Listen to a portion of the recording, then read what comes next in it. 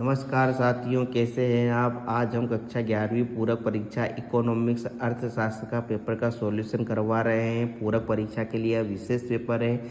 जिन भी बच्चों को पूरक परीक्षा आई है वो पेपर देख के जाएं। आपको यह पास कराने की गारंटी है। या प्रश्न पत्र के सभी क्वेश्चन आपने यदि कर लिए तो मैं दावे से कह सकता हूँ कि आप पास हो जाएंगे। ठीक, और आपको हर क्वेश्चन को अटेम्प्ट करना बहुत ज़रूरी है यदि आपको पास होना है तो। यदि आपने हर क्वेश्चन को अटेम्प्ट करा तो आप पास हो ही जाएंगे, क्योंकि खाली कॉपी के नंबर कोई भी नहीं देता है। इसलिए लिख कर आएँ, लिखने की आदत बनाएं।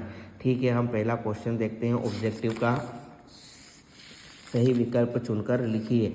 धन प्राप्त करने के लिए की जाने वाली क्रिया कहलाती है। तो यहाँ पर आपका है कि आर्थिक क्रियाएं कहलाती है। निम्न में से किसे संचय बारंबारता वक्र के नाम से जाना जाता है। तो बारंबारता वक्र के बारे में को जाना जाता है। द आएगा इसका आंसर। फिर है भार चरों के मध्य संबंधों की गहनता एवं दिशा का मापन किया जाता है। तो सहसंबंध द्वारा किया जाता है। भारत में योजना आयोग की स्थापना कब हुई। तो सन 1950 में हुई। विश्व व्यापार संगठन का गठन कब हुआ था। तो 1995 में हुआ था। इनमें से कौन सा वैश्विक उष्णता का कारण नहीं है। तो यहाँ पर आपका आएगा पर्यावरण संरक्षण। इस तरह से हमने सही विकल्प देखे। अब नेक्स्ट क्वेश्चन पे है हमें रिक्त स्थान की पूर्ति करने के ऊपर। तो यहाँ पर है गुणात्मक मापन के लिए सर्वाधिक उपयुक्त औसत क्या कहलाएगा आपका। माध्यिका कहलाएगा। क्या कहलाएगा, माध्यिका। फिर है अब नेक्स्ट संगठन जनसंख्या संबंधित सतत जनसंख्या का अभिलेख उपलब्ध कराता है। तो यहाँ पर आपका आएगा जनगणना। क्या आएगा, जनगणना। चीन में पद्धति के अंतर्गत लोग सामूहिक रूप से खेती करते हैं। यहाँ पर आपका आएगा सामूहिक। क्या आएगा, सामूहिक। सरकार किसानों को उपज के उचित मूल्य दिलवाने के लिए समर्थन मूल्य घोषित करती है। क्या करती है, समर्थन मूल्य घोषित करती है। किसानों के द्वारा उत्पादन का बाजार में बेचा गया अंश क्या कहलाता है, विपणन या अधिशेष कहलाता है।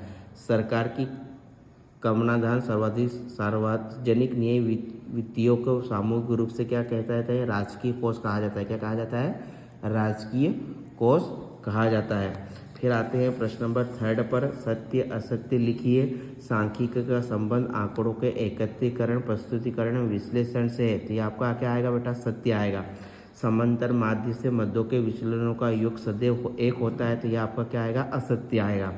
उपभोक्ता कीमत सूचकांक सामान्य आर्थिक नीतियों के निर्माण में सहायक होते हैं। तो आपका क्या आएगा, सत्य आएगा। 1991 के बाद से भारत सूचना प्रौद्योगिकी उत्पाद के निर्यात के रूप में विश्व के बाजार में जम गया। तो ये आपका क्या आएगा, सत्य आएगा। राष्ट्रीय शिक्षा नीति वर्ष 2018 में लागू की गई। तो ये आपका क्या आएगा, असत्य। फिर द्वितीय क्षेत्र को विनिर्माण क्षेत्र भी कहा जाता है। तो आपका क्या आएगा, सत्य। इस तरह से अपने सत्य असत्य देखे, रिक्त स्थान देखे। बेटा आपसे यह गुजारिश है कि लाइक और सब्सक्राइब कर दीजिए, क्योंकि हम आपके लिए 12वीं में भी इसी तरह का पेपर सॉल्यूशन करने जाएंगे।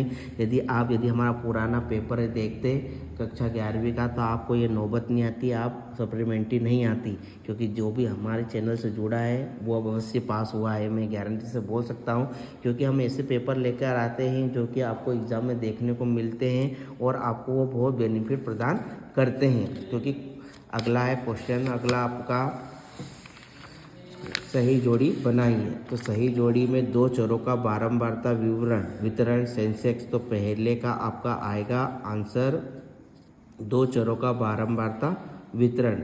फिर है आपका सेंसेक्स, थोक कीमत सूचकांक, कोटि से संबंध, सरल से संबंध, मलमल आधारित संचय रचना। तो यहाँ पर आपका सेंसेक्स का आएगा आंसर दूसरा, यह वाला सेंसेक्स से।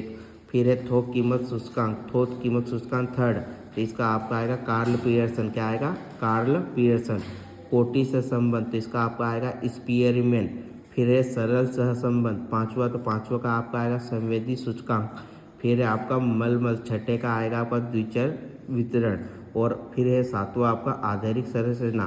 तो इसका आपका यह मेज द कॉलम आप फिर से सर्च कर लेना, थोड़ी सी मिस्टेक हो गई इसके अंदर। फिर आते हैं हम एक शब्द या वाक्य में उत्तर।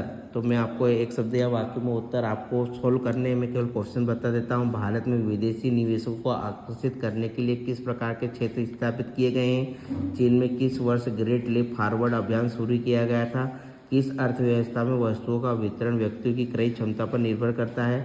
आयातित वस्तुओं पर लगाया जाने वाला कर क्या कहलाता है। महात्मा गांधी राष्ट्रीय ग्रामीण रोजगार गारंटी अधिनियम कब पारित हुआ।